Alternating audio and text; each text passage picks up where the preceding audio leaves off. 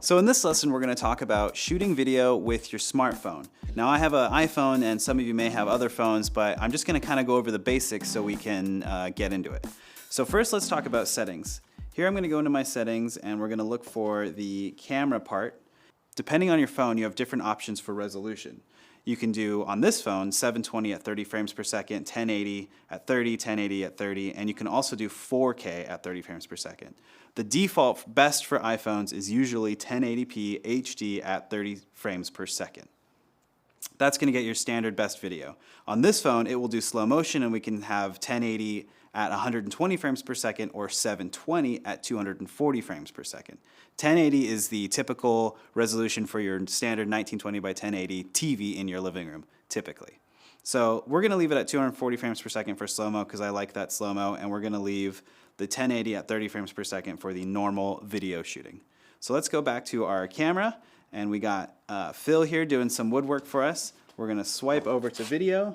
So now we're in video mode on our smartphone and we're looking at Phil. The main thing with video for me is to make sure that your phone is horizontal, because when you end up exporting this or you show it on YouTube, you want to get the full range and the full sensor of your phone. If you're vertical, which a lot of people tend to do because you hold your phone that way, it's just going to be a little sliver of video and it's going to be really hard to show that on full screen.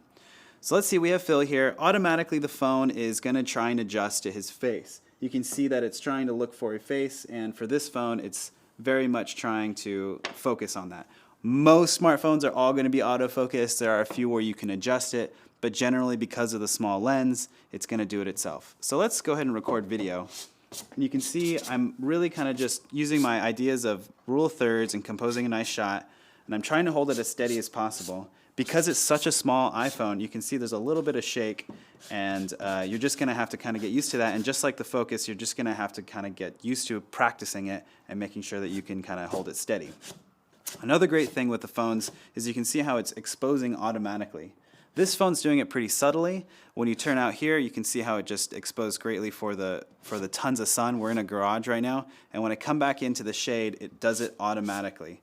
For this phone also, I can tap on a position and I can move the exposure up and down. You can see the little sun going up, and that's making it brighter, blowing Phil out and blowing the sun out, and then as I come down manually, it's getting darker and darker. And that may be, sometimes you need to fight with the smartphone itself because it's trying to expose it automatically.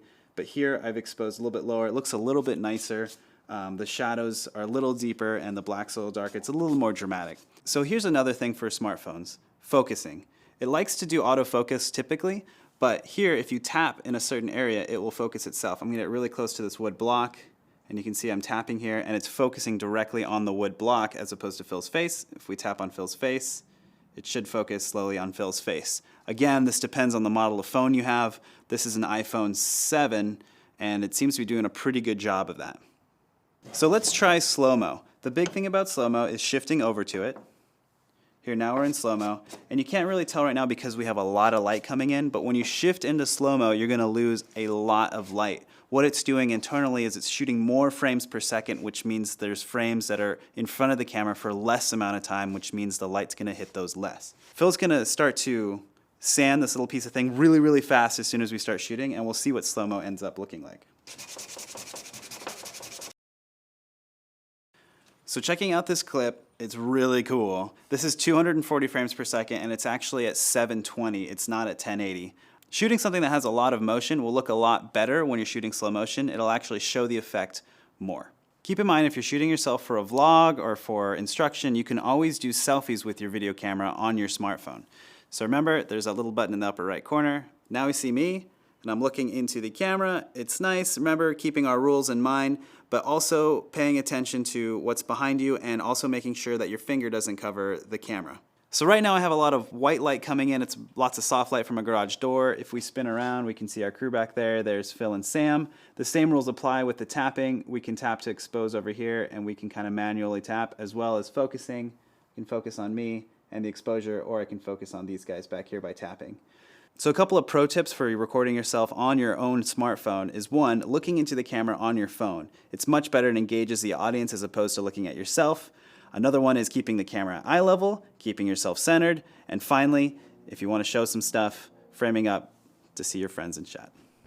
There's also lots of different things that you can get for your smartphone. You can get tripods, you can get stabilizers. You really can set it down anywhere. It really is a camera that you're carrying with you in your pocket all the time.